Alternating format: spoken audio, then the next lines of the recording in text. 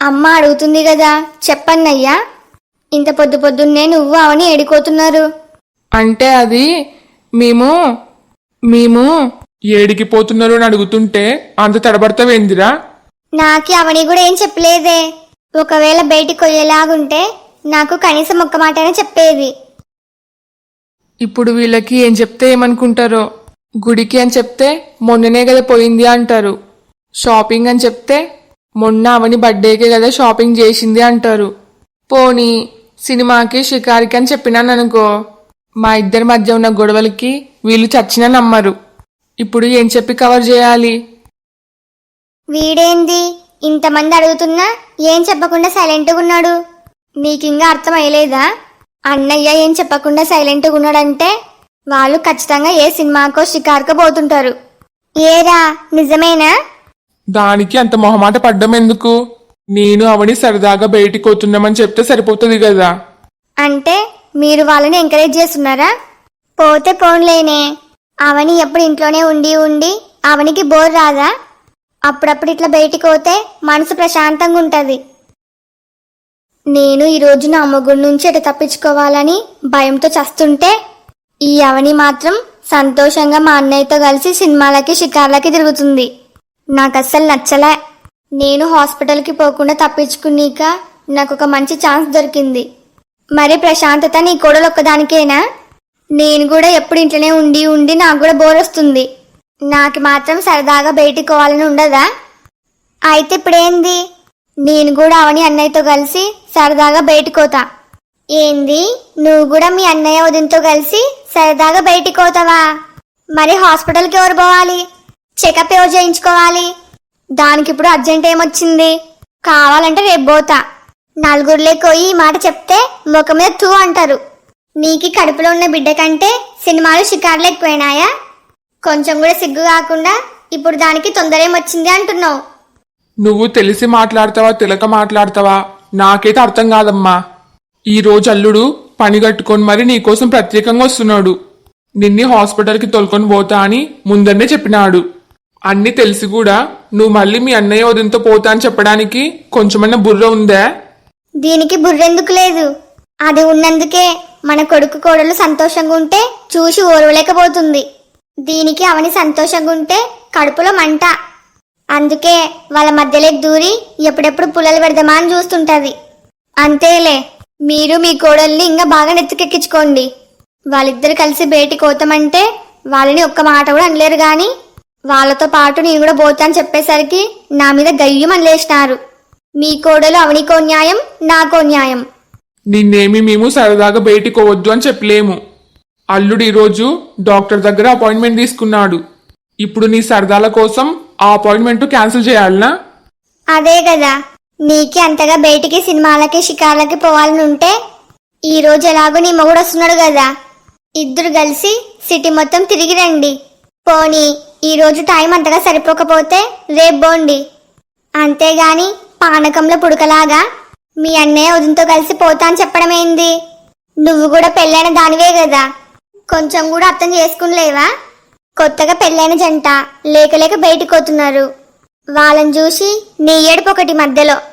మీరు ఎప్పుడు ఇంతేలే. నీ కోడలు ఏం చేసినా ఏం మాట్లాడినా రైటే. నేను మాత్రం మూలిగినా దగ్గినా కూడా తప్పే.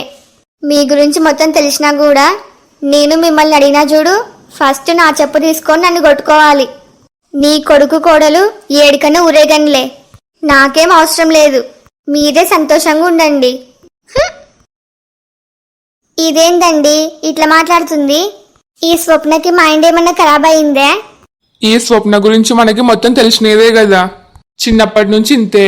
ఇప్పుడు కొత్తగా ఆశ్చర్యం ఏముంది? దాని ముచ్చట్ని మనం మాత్రం ఎందుకు కాదనాలి?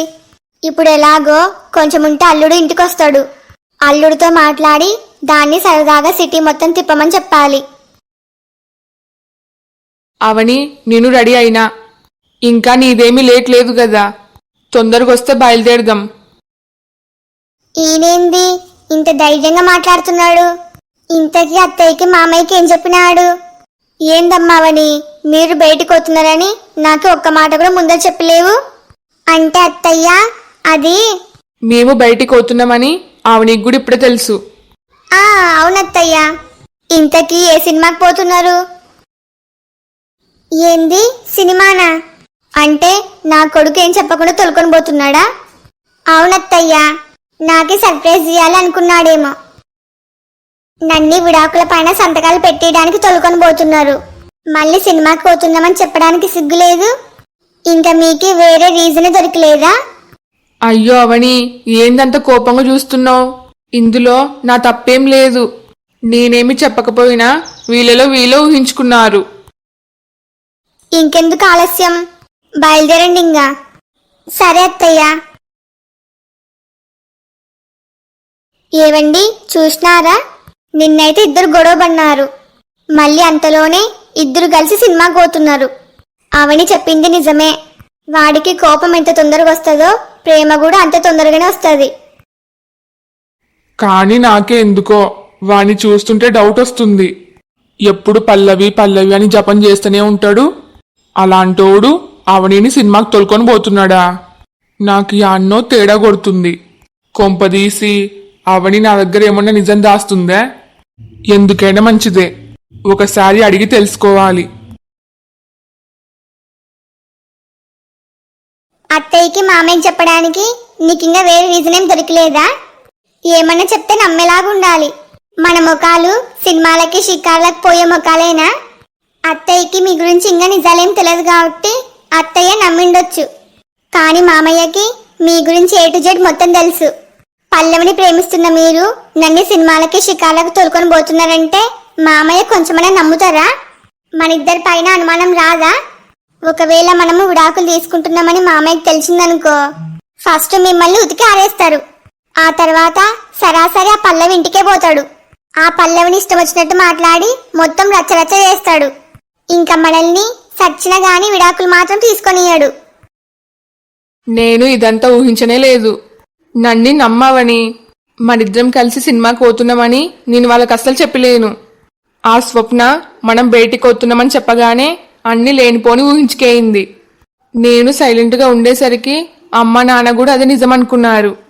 ఏ మీకు నోరుంది కదా, స్వప్న అనుకున్నట్టు మేము షికార్కేం పోతలేమని చెప్పలేవా? సారీ అవని, అప్పటికప్పుడు వాళ్ళకి ఏం రీజన్ చెప్పాలో నాకు అర్థం కాలే. అందుకు ఏం మాట్లాడకుండా సైలెంట్గా ఉన్నా. అయినా ఏ రీజన్ అయితే ఏముందిలే, మన పని పూర్తయ్యేది కావాలి అంతే కదా. ఇంకా మా నాన్న సంగతి అంటవా? మనం ఒక్కసారి విడాకుల పైన సంతకాలు పెడితే ఇంకెంతమంది తలుచుకున్నా ఏం చేయలేరు.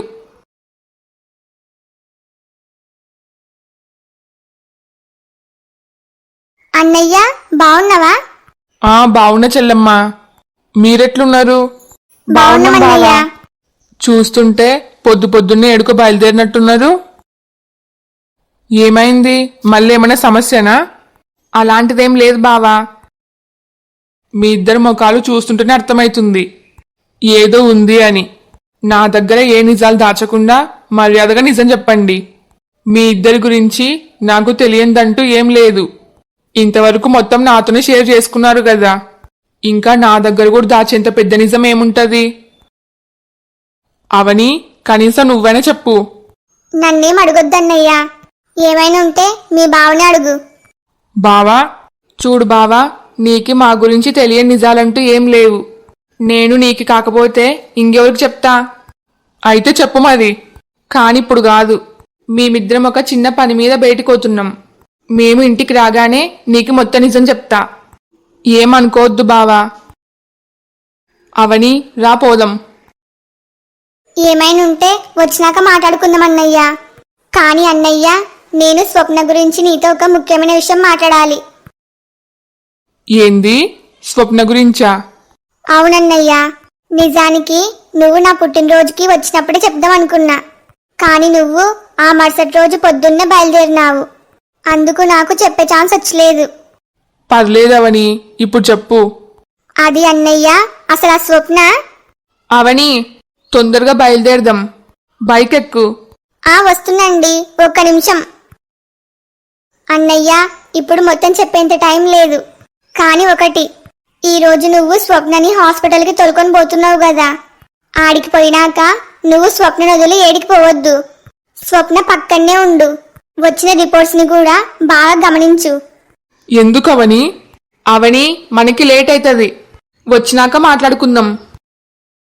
అన్నయ్య ఆయన బాగా తొందర పెడుతున్నాడు. నేను మొత్తం నీకి సాయంత్రానికి చెప్తా. నువ్వు మాత్రం నేను చెప్పింది బాగా గుర్తుపెట్టుకో, అస్సలు మర్చిపోవద్దు.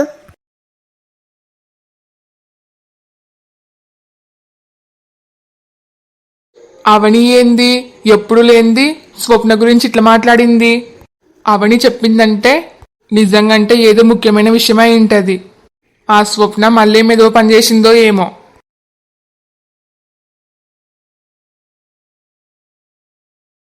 స్వప్న, బాబు వచ్చినావా? వచ్చినా అత్తయ్య. అవును, ఇందాక బాబా అవని ఏడిపోయినారు, మీకేమైనా చెప్పినారా? చెప్పినారు. వాళ్ళు ఇంట్లో చెప్పకుండా ఆడుకోరు కదా, ఇద్దరు కలిసి సరదాగా సినిమాకి పోయినారు. ఏంది సినిమాకే? అవును బాబు, సినిమాకి పోయినారు. అయితే డౌట్ లేదు, వాళ్ళు ఖచ్చితంగా ఇంట్లో వాళ్ళకి అబద్ధం చెప్పి ఏడుకోపోయినారు. వాళ్ళు నిజంగంటే సినిమాకి పోతుంటే నాకు చెప్పేవాళ్ళు కదా. ఇంతకీ స్వప్న ఏడుంది? ఇందాకే మా అందరి పైన అలిగి రూమ్ లో కూడా డోర్ వేసుకెళ్ళింది. ఎందుకు కలిగింది? ఇదిగో అవని కిరణ్ సరదాగా బయటకు పోతున్నారు కదా, వాళ్ళతో పాటు నేను కూడా పోతా అని మొండికేసింది. దాంతో నాకు మీ మామయ్యకి కోపం వచ్చి దాన్ని తిట్టినాము. అందుకే మా పైన కోపంతో రూమ్ లోకి పోయింది. ఆ స్వప్నకి కొంచెమన్నా బుద్ధి ఉందా? ఈ రోజు డాక్టర్ దగ్గరికి పోవాలని నేను అపాయింట్మెంట్ తీసుకున్నా. నేను పని కట్టుకొని స్వప్న కోసం ఇంత దూరం వచ్చిన. ఆయన గాని కొంచెం కూడా తెలివి లేకుండా వాళ్ళతో పాటు బయటికి పోతానెట్లనింది? ఇంకా దాని గురించి మొత్తం తెలిసినేదే కదా బాబు, వద్దు అన్న పని చేస్తా అంటది. ఆ స్వప్న సంగతి చెప్తా. ముందరనే అది మా అందరి పైన కోపంగా ఉంది. ఇప్పుడు అల్లుడు కూడా పోయి ఏమన్నంటే అది హాస్పిటల్కి రాను అని మొండికేస్తుందేమో. ఈ స్వప్న ఇవ్వని ప్రశాంతంగా ఉండనీయదు, ఎప్పుడు యాదొక పెంట పెడతది దొంగ ముఖంది. అసలు ఈ పల్లవితో ఎట్లా చేయగాలో నాకేం అర్థమైతలేదు. అందరినీ ఏంపుకొని తింటుంది. తనని ఎంతగానో ప్రేమించే బంగారం లాంటి భర్తను పెట్టుకొని వాడెవడని కాలంలో పడింది. పోనీ వాడైనా పెళ్లి చేసుకోకుండా ఉండడా అంటే అదీ లేదు. వాడు మరో అమ్మాయి మెల్లో తాళి కట్టి ఇప్పుడు ఆ అమ్మాయి జీవితాన్ని కూడా నాశనం చేస్తున్నాడు. వాళ్ళిద్దరిని తలుచుకుంటుంటే నా ఒళ్ళు మండిపోతుంది.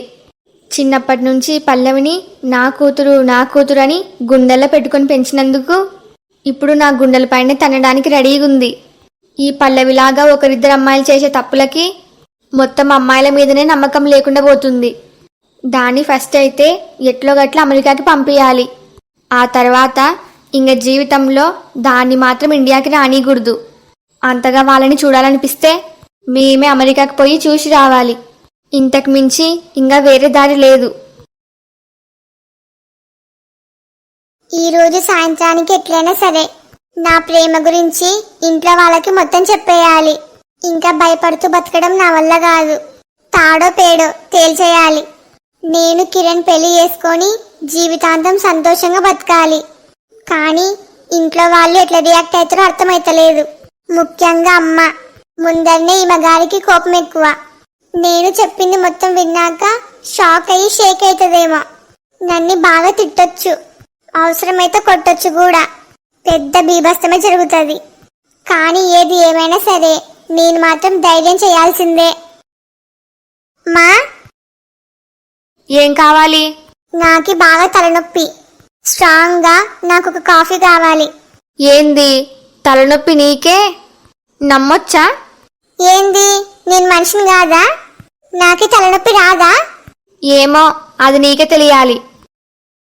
ఎందుకంటే నీ వల్ల మాకి కదా రావాలి తలనొప్పి. తలనొప్పికే తలనొప్పి అంటే కొంచెం ఆశ్చర్యపోవాల్సిన విషయమే. నీతో ఆర్గ్యుమెంట్ చేసేంత ఓపిక నాకు లేదు.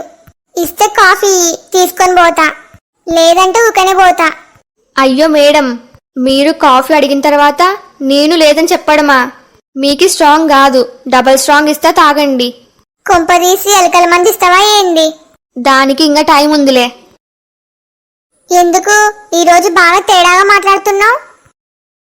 మనుషులు తేడాగుంటే మాటలు కూడా తేడాగానే ఉంటాయి. ఇంకా షాక్ అయింది చాలు గాని కాఫీ తీసుకో. దీని మొబైల్ ఫోన్ పని చేయకుండా చేయడానికి ఇదే కరెక్ట్ టైము. ఏదో ఒకటి చెప్పి దీని ఫోన్ ఇప్పించుకోవాలి. కాఫీ అంత స్ట్రాంగ్ ఏం లేదు. ఇదిగో తీసుకో కప్పు. ఏ పల్లవి, ఏందమ్మా? కొంచెం నీ ఫోన్ ఇయ్యి. ఏంది నా ఫోనా? నీకెందుకు? మీ నాన్నకి ఫోన్ చేసిస్తా. ఇంట్లో సరుకుల కోసం సూపర్ మార్కెట్ పోయినాడు. కందిపప్పు చెప్పడం మర్చిపోయినా. నిజంగంటే నాన్నకు ఫోన్ చేయనీకనేనా? లేక నా పైన ఏమైనా డౌట్ వచ్చి నా ఫోన్ చెక్ చేద్దాం అనుకుంటుందా? అడిగేది నిన్ను కాదా? ఫోన్ ఇయ్యి. నీ ఫోన్ ఉంది కదా, నాన్నకి దాని నుంచి ఫోన్ చేస్తే ఏమైతుంది? నా ఫోను నా రూమ్ లో ఛార్జింగ్ పెట్టినా. ఇప్పుడు ఆడికి పోయి మీ నాన్నకి ఫోన్ చేసేంత ఓపిక లేదు గాని నీ ఫోన్ ఇయ్యి. ఇస్తా గాని నాన్నతో తొందర మాట్లాడాలి. నా ఫోన్ నాకి వెంటనే ఇయ్యాలి, సరేనా? సరే. ఇదిగో తీసుకో. ఫస్ట్ ఈ కప్పు సింకులో పడేస్తా, ఆగు. ఇప్పుడు ఇవ్వు ఫోను. ఇదిగో తీసుకో. ఇప్పుడు ఈ ఫోను నీళ్ళలో పడేస్తే పీడబోతుంది. తొందరగా నాన్నకి ఫోన్ చేయమా? చేస్తాగు. అయ్యయ్యో, ఫోన్ జారి సింకులో పడిపోయింది. ఏందమ్మా నువ్వు చూసుకోవాలి కదా. హలో ఫ్రెండ్స్ అందరికి, ఈ వీడియో మీకు నచ్చిందా? నచ్చితే లైక్ చేయడం మాత్రం మర్చిపోవద్దు. అట్లనే ఈ వీడియోని మీ ఫ్యామిలీ అండ్ ఫ్రెండ్స్ కి షేర్ చేయండి. ఈ స్టోరీ యొక్క రాబోయే మిగతా పార్ట్స్ కోసం మా ఛానల్ని ఇప్పుడే సబ్స్క్రైబ్ చేసుకోండి. వీడియోకి హైప్ ఇవ్వడం మాత్రం మర్చిపోవద్దు. మీరు హైప్ ఇవ్వడం వల్ల నా వీడియో ఇంకా ఎక్కువ మందికి రికమెండ్ అవుతుంది. మీ ఫీడ్బ్యాక్ని ఖచ్చితంగా కామెంట్ చేయండి. నాకు సపోర్ట్ చేయొచ్చు కదా please. Thanks for watching. Bye bye.